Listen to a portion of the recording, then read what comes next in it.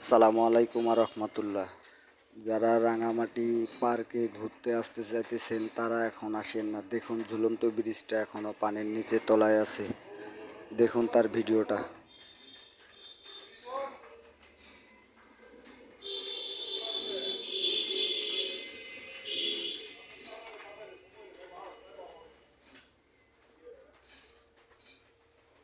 ব্রিজটা এখনো পানির নিচে আছে।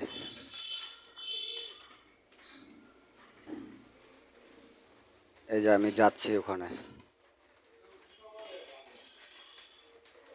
দেখছেন পানির নিচে ব্রিজ।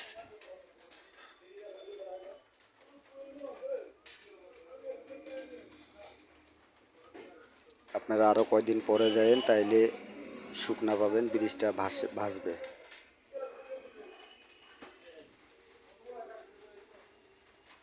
ভালো লাগলে অবশ্যই সাথে থাকবেন।